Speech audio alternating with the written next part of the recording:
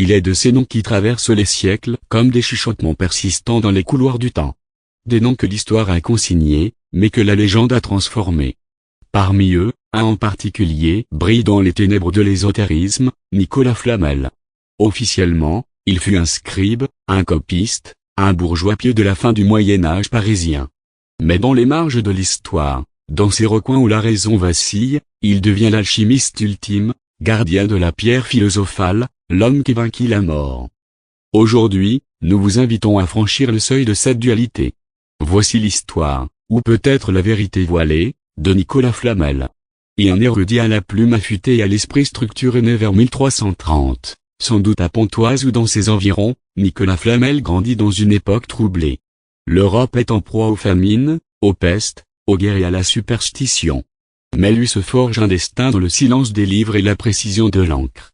À Paris, il devient écrivain public, métier aussi rare qu'essentiel.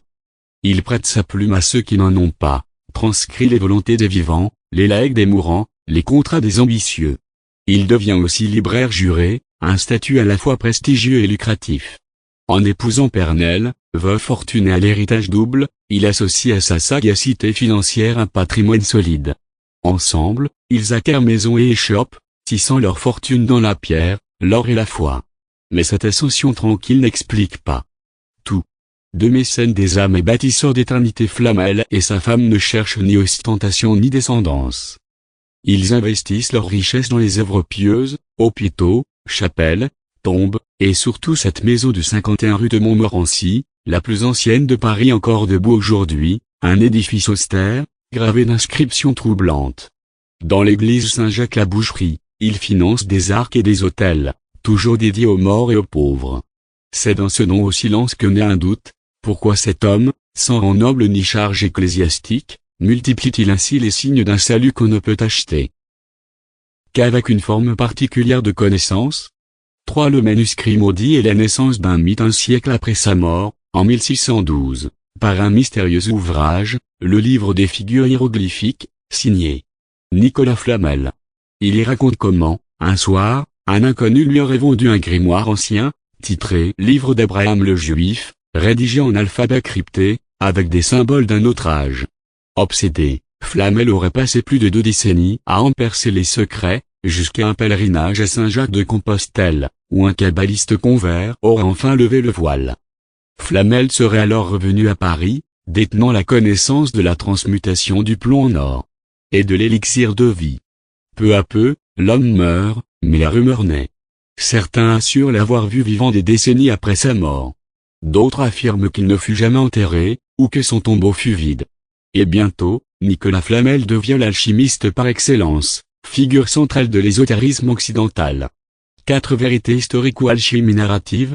Les historiens modernes sont catégoriques, aucune preuve ne lie Flamel à une pratique réelle de l'alchimie. Tous les textes attribués à son nom sont apocryphes, postérieurs, littéraires.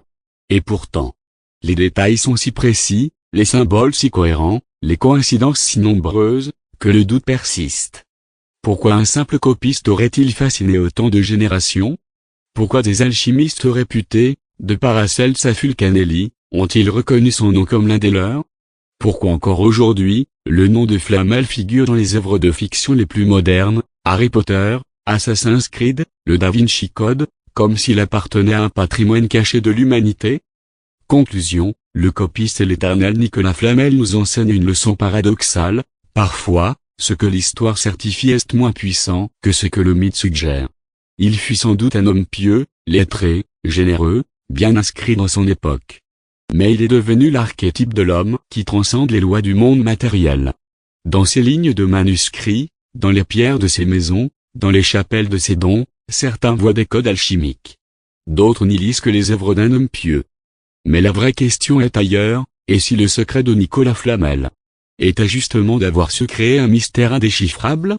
Il n'est peut-être pas l'homme qui a trouvé la pierre philosophale, mais il est sûrement celui qui a trouvé la formule de l'immortalité symbolique. Que pensez-vous réellement de Nicolas Flamel? Est-il le plus grand imposteur alchimique? Ou le dernier véritable initié? Dites-le nous en commentaire. Et pour d'autres récits entre histoire et mystère, abonnez-vous, likez et activez la cloche.